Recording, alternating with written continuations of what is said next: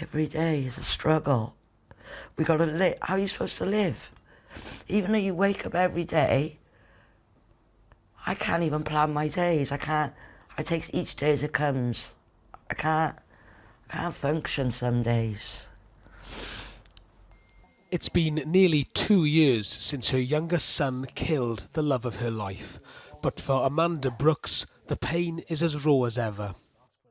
Her 21-year-old son Garvey had suffered with severe mental health problems for years and had been released from a psychiatric unit against his parents' wishes just months before he attacked them. This despite the fact he'd previously spent time in prison for attacking his mother. I felt like I had no choice because it was my son at the end of the day. And when your options were given to me, I just thought, yeah, he can come home with me. You know, in the hope that he's going to take his med, I'm going to have people engaging with us and helping us onto the road to recovery. Up to the age of 17, his family say Garvey had been no trouble, a happy and sensitive boy. But as he transitioned to adulthood, his mental health deteriorated to the point that he would run away frequently, burn himself with cigarette ends and refer to himself as Jesus Christ.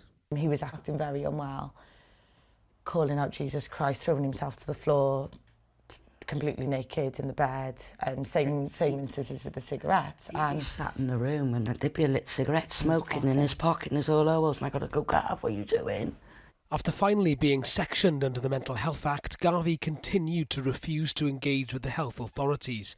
Despite this, his mother was told he would either have to go back to live with her or be given to the care of a charity for rough sleepers.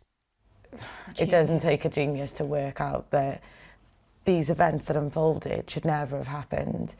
The authorities should have been communicating, they should have been joining up the dots, discussing this with each other and putting in place appropriate care for Garvey. He should never have been released in June as a bare minimum. Despite multiple calls to the police, Garvey's GP and mental health support networks, the family didn't get the help they felt they needed.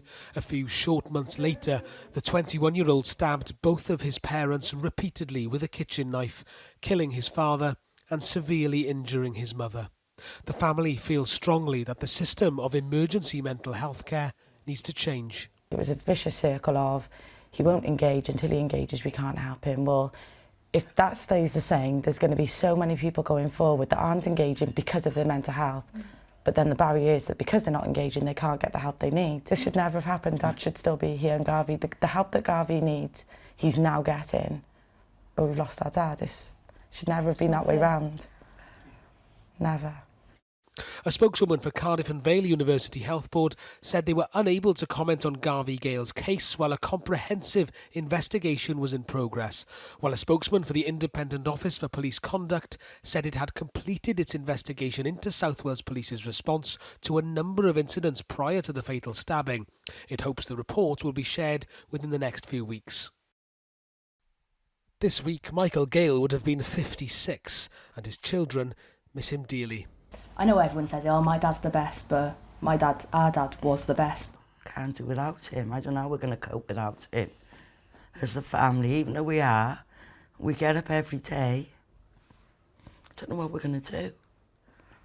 And with Garvey, I don't know what we're going to do. For this family, crushed by an unimaginable tragedy, their grief continues. They lost their loving father, the ultimate family man. Now they desperately want change, so no other family suffers as they have. Rhys Williams, ITV News, Cardiff.